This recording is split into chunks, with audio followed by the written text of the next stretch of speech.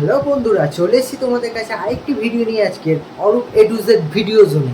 তো আজকের এই ভিডিওটা হলো বাথরুমে ওয়াল হ্যাঙ্গিং কোমোড কীভাবে লাগানো হয়, আর ওয়াল হ্যাঙ্গিং কোমোড লাগালে বাথরুমটা কত সুন্দর দেখতে হয়। তো সেই বিষয়টা তোমাদেরকে পুরোপুরি আজকে দেখাবো। তো ভিডিওটা যদি ভালো লেগে থাকে অবশ্যই লাইক কমেন্ট শেয়ার করতে ভুলবে না। আর যদি তোমরা নতুন হয়ে থাকো প্লিজ চ্যানেলটা সাবস্ক্রাইব করে দাও, আর পাশে বেল আইকনটি টিপতে ভুলবেন না। বেল আইকনটি টিপে অলে ক্লিক করে দেবেন, যাতে এরকম ধরনের যত নতুন ভিডিও আছে তোমরা সরাসরি দেখতে পাও।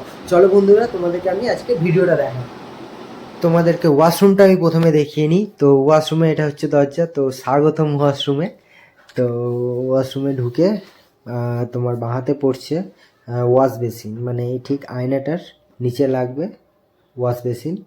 তো আয়নাটা অনেকটাই লম্বা, তো খুবই ভালো লাগছে আয়নাটা দেখতে। তো এইখানে লাগছে ওয়াশ বেসিন, আর তার ঠিক ডান দিকে থাকছে, উপরে থাকছে শাওয়ার, হেড শাওয়ার। আর ঠিক শাওয়ারের নিচে থাকছে ওয়াল মিক্সচার। ওয়াল মিক্সচার থাকছে, এই জায়গাটা ওয়াল মিক্সচার থাকছে। আচ্ছা, তো ডান দিকে এটা হচ্ছে কর্নার শেলফ। আর বাথরুমের ভেতরে ডিজাইনটা খুবই সুন্দর, ওপরে লাইট টাইট লাগানো আছে। তো সত্যি কাকুর বাথরুমটা খুবই সুন্দর। তো আর যে সামনে যে পজিশানটা দেখছো, এইখানটায় লাগছে আমাদের ওয়াল হ্যাঙ্গিং কোমোড। আর আয়নাটা এতই সুন্দর যে আয়নাটা স্ক্রিন টাচ। এই যে পাওয়ার বাটনটা দেখছো, দেখো এটা এই জ্বলছে বন্ধ হচ্ছে, জ্বলছে বন্ধ হচ্ছে, মানে বাথরুমের ভিতরে ঢুকলেই মোটামুটি আধা ঘন্টা 1 ঘন্টা কাটিয়ে লোক তারপরে বেরোবে। তো যাই হোক, আমরা কাজে ফিরে আসি। তো প্রথমে যে 4 ইঞ্চি পাইপটা ছিল সেটা অনেকটা বড় ছিল, সেই কারণে আমরা ঠিক মাপ করে 4 ইঞ্চি পাইপটাকে আমরা কেটে নেবো। 4 ইঞ্চি পাইপটাকে মাপ করে কেটে নেবো। কেটে নেওয়ার পরে তারপরে উপরে যে ফ্লাশ পাইপের পাইপ আছে, যেটা ফ্লাশ হয় সেটার পাইপটাও বড় ছিল, কারণ কোম্পানি এরকম বড়ই দেয়।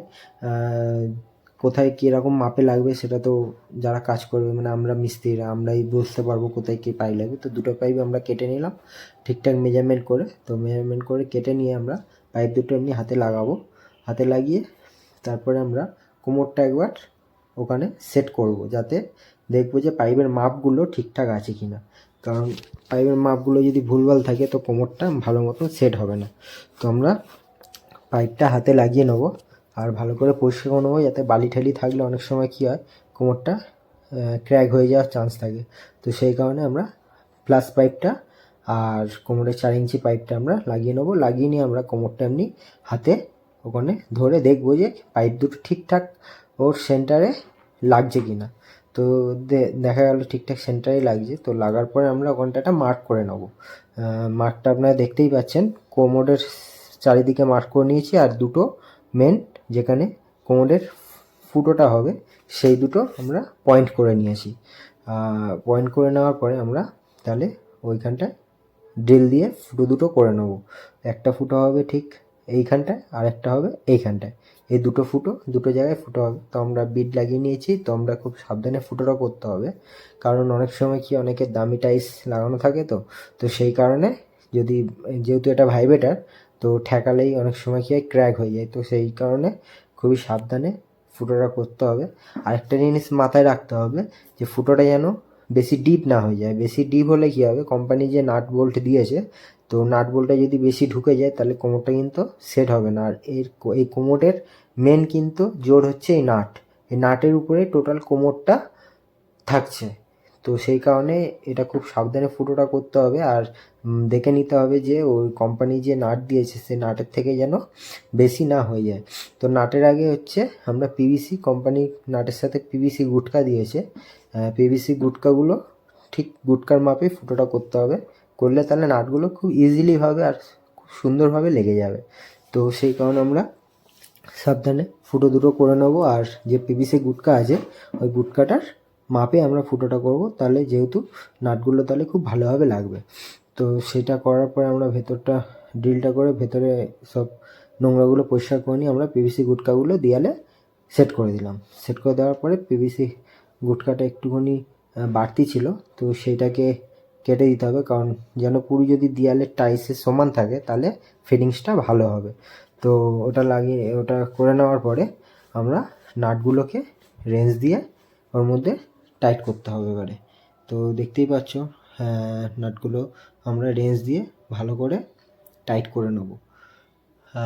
দেখতে হবে যতটা থ্রেড আছে ঠিক যেন অতটাই ঢোকে, বা ওর থেকে যদি একটুখানি ভেতর বেশি ঢোকে অসুবিধা নেই, কিন্তু খুব একটা যদি বেশি ঢুকে যায় তাহলে কী হবে, কোমরটা সেট হবে না। কারণ কোমরের মধ্যেও তো টাইট দেওয়ার জন্য কিছুটা প্যাসেজ লাগবে, তো কিছুটা নাট কোমরের সামনেও থাকতে হবে। সেইভাবে মেজারমেন্ট করে লাগাতে হবে, দেখে নিতে হবে কোনটা কীভাবে লাগছে আর কতটা ভেতরে ঢোকাতে হবে বা কতটা বাইরে রাখতে হবে, সেটা কোমরের সঙ্গে আগে মেজারমেন্ট করে লাগিয়ে দেখে নিতে হবে যে আমার কতটা নাট, ক ইঞ্চি নাট ভেতরে ঢুকবে আর কতটা বাইরে থাকবে। তো সেই অনুযায়ী করে তো দুটো নাটই আমরা সমানভাবে সেম পদ্ধতিতে লাগিয়ে নেব। আরেকটা জিনিস দেখতে হবে, যেটা হচ্ছে কোমরের পেছনে কতটা জায়গা আছে আর নাটটা ক ইঞ্চি দেয়ালের ভেতরে ঢুকবে, আর দেয়ালের ভেতরে সমান দুটো একই মেজারমেন্টে লাগাতে হবে। তো নাটটা লাগানোর পরে আমরা কোমরটা আরেকবার সেটিং করে দেখব যে নাটটা আমাদের প্রপার কোমরের যে পয়েন্ট দুটো আছে ওই পয়েন্টে ঠিক সেম জায়গায় ফুটোটা হয়েছে কিনা। তো কারণ এই কোমরটা যদি একবার ফাইনাল লাগিয়ে দেওয়া হয় তো তারপরে আর খোলা টোলা যাবে না, তো সেই কারণে জল লিকেজের প্রবলেম থাকে। তো যার জন্য বারবার করে দেখে নিতে হবে, ফাইনাল লাগানোর আগে দেখে নিতে হবে যে কোনো রকম প্রবলেম হচ্ছে কি হচ্ছে না। তো আমরা দেখে নিলাম ঠিকঠাকভাবে সব সুন্দরভাবেই সব কিছু হয়েছে, নাটফাট সব কিছু সুন্দরভাবেই লাগানো হয়েছে। তো তারপরে এই যে পাইপের আশেপাশে যে জায়গাগুলো দেখছো, এইগুলো যে গর্ত ছিল এখানটা আমরা হোয়াইট সিমেন্ট দিয়ে এটাকে ফুলফিল করে নেব। কারণ এখানে অনেক সময় কি হয়, এখানে জল লিকেজ হয়ে পুরো ভেতরে টাইলসটা পুরো ভেতরে ভিজতে থাকে, ড্যাম হতে থাকে। তো হোয়াইট সিমেন্ট লাগানোর পরে আমরা 4 ইঞ্চি পাইপ আর ফ্লাশ পাইপে দুটোতে আমরা সিলিকন লাগিয়ে নেব। সিলিকনটা হচ্ছে একটা গাম, তো যেই কারণে এইটা যদি লাগানো হয় তো কোমরের থেকে জল লিকেজের 100% গ্যারেন্টি পেয়ে যাই আমরা। যদি হোয়াইট সিমেন্ট লাগানো হয় তো সেই কারণে জল লিকেজের প্রবলেম থাকে, কিন্তু যদি আমরা এই সিলিকন গাম লাগাই তো সেই ক্ষেত্রে আমাদের 100তে 99% জল লিকেজের কোনো ভয় থাকে না। তো সেই কারণে আমরা সিলিকন গামটা লাগিয়ে নেব। সিলিকন গামটা ভালো করে পাইপের মধ্যে প্লাস হচ্ছে কোমরের পেছন সাইডেও ভালো করে সিলিকন গামটা আমাদেরকে লাগিয়ে নিতে হবে, যেন কোনো ফাঁকা না থাকে। ভালো করে লাগিয়ে নিয়ে তারপর আমরা কোমরটাকে ফাইনাল দেয়ালে বসাচ্ছি। তো ফাইনাল দেয়ালে বসানোর আগে উপরে দেখে নিতে হবে যে কোনো যেন গ্যাপ না থাকে, গ্যাপ থাকলে কিন্তু ওখান থেকে জল লিকেজ করতে পারে। তো সেই কারণে আমরা কোমরটা ফাইনালি দেয়ালের সাথে সেট করে দিয়েছি। সেট করে দেওয়ার পরে যে নাটগুলো ছিল ওইগুলো আমরা ওয়াশার দিয়ে নাটগুলো টাইট করব। তো নাটগুলো খুব সাবধানে টাইট করতে হবে, কারণ এটা এমনই একটা জিনিস, এদিকে কম বেশি টাইট হলেই কিন্তু একদিকে ক্র্যাক হয়ে যাবে।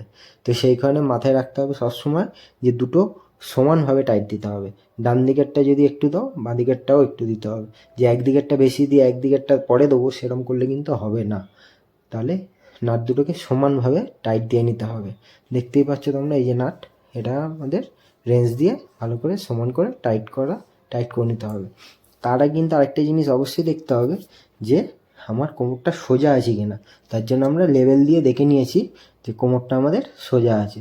তো ফাইনালি কোমরটা সোজা আছে, তো আমরা ফাইনালি রেঞ্জ দিয়ে ওটাকে টাইট করে দিলাম।